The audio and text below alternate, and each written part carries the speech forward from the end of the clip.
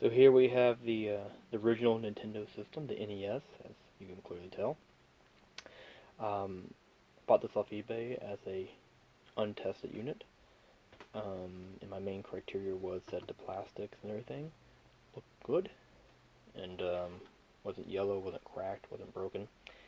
This one looked to fit the bill, and we'll take a look at the sides. Everything looks pretty clean. I mean, there's maybe a hint of yellowing, but otherwise it looks really good. Really cheap overall. I mean, it cost me $20 for the unit with some controllers. Shipping was almost $20, which sucks, but hey, not too bad. The only problematic part of it is right here. Right here, you can see a slight crack. But that's the back of the system, so I think I'll be okay with that. And I've actually already taken the board out and everything. There's the board right now. So I was able to actually play a game, or play a game. For whatever reason, the controllers weren't working, but this right here is the culprit for why it wasn't working right. After cleaning everything and putting a certain amount of weight on it, I was able to get something to play. The game to come up, and it looked good, but for whatever reason the controls won't work. But the board's just kind of a after effect. I'm really interested in the case. What we're going to do with this is essentially build an eGPU out of this. I have that Nintendo video, Super Nintendo supercomputer video. I'll link it in the description.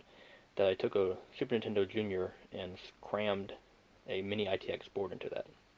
Well, what I'm going to do is take a PCIe ribbon cable, go from that board and system into this one, where I'll have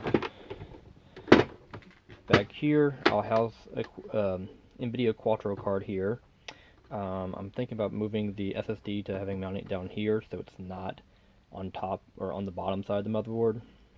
And on the bottom two sides of the case, I'll have two blower fans, suck all the heat out and blow up the back. But with that said, this middle piece right here is pretty much going to get cut out. So, if you're a purist and don't want to see these things damaged, I do apologize. This one will be cut up. But just the middle, and the idea is so it looks like the Super Nintendo and NES are stacked on top of each other. My hope is to have a touchscreen fan controller in here to control the back fans, and hopefully I can use these as actual controller ports. And I'm thinking about using this for the power button. Maybe not, I'm not sure. The Super Nintendo already has a power switch, but this one's pretty cool. So I may try to use that as a power switch for something. Maybe put lighting on the bottom of it, and that turns the lighting on. I'm still exploring ideas on that.